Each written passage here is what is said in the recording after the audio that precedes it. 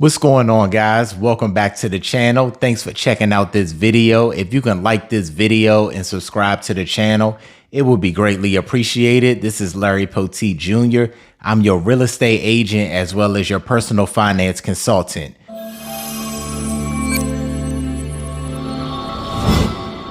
In this video, we're going to talk about 5 smart ways to boost your savings.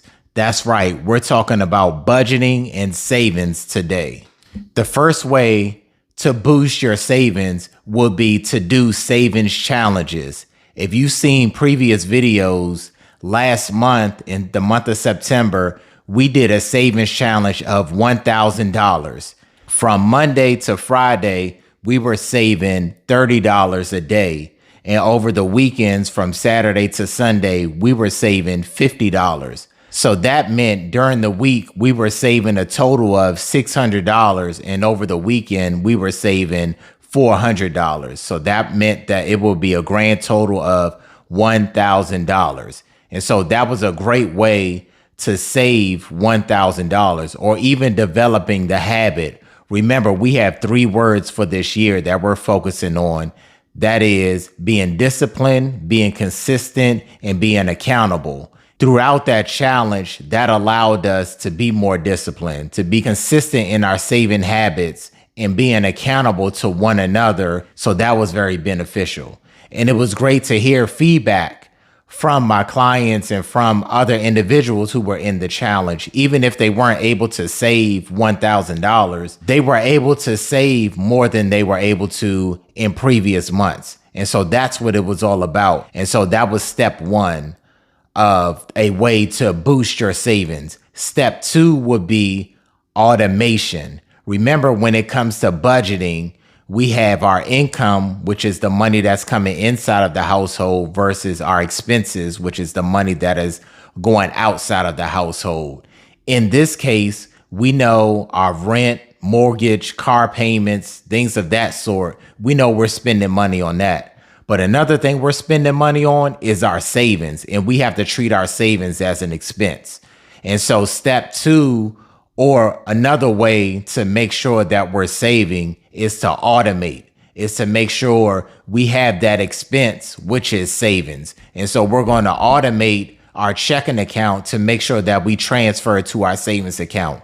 So that will be a smart way to make sure that we're saving, to not even think about it, to make sure that it's already in process. So as soon as we get paid, that money goes in another direction. It's going somewhere that we don't need to have access to.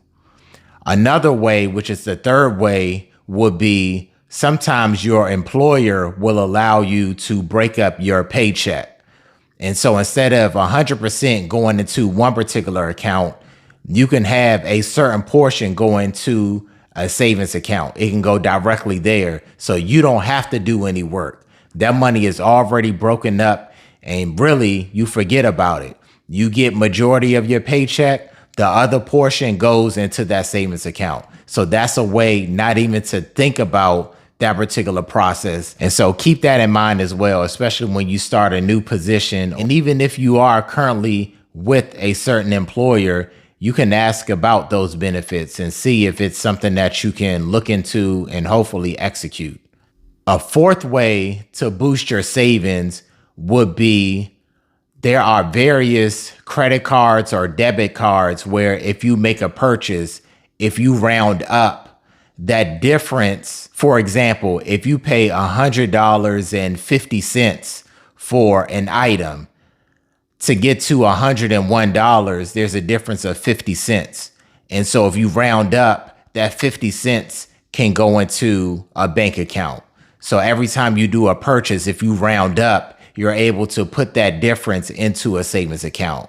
But also there are other debit and credit cards where you get cash back. You get rewards points for certain purchases. And so you can use that cash back feature to fund your bank account as well. And so that will be taking advantage of the tools that you already have. You may already have that credit card. You may already have that debit card. Put those to work for you. Take advantage of those opportunities, and you can go ahead and fund and get extra money into your savings account. And so the last way, or the fifth way, would be cash allowances. This would be the envelope method. Remember, a lot of times people did this back in the day, but this is still effective. You take out, when you get paid, you take out a certain portion, whether it's $100, $1,000, whatever it is, and you're just going to spend whatever is in cash, and whatever is left over, that goes into a savings account. And so you can do multiple envelopes. You can just do one. You can break it up according to your budget. Your budget is going to have multiple categories, whether that's for your mortgage, for your car payment, for utilities, for gas, for eating out, for groceries. And if you don't spend what you allocated, that money goes into savings. It's not extra money. It just doesn't go anywhere. You're going to put that into a specific, or you're going to utilize it for a specific purpose. And that purpose is going to be for saving. So I hope that made sense. So step one, or the first way, would be savings challenges. The second option would be to automate. And to automate, you can do that on a daily basis, a weekly basis, or even on a monthly basis. The third way would be the employer allocation of your income. The fourth way would be debit and credit cards with cash back features or rounding up features. And then last but not least would be the cash envelope method. So I hope that makes sense. I hope this motivates you guys and get you guys excited for the savings journey.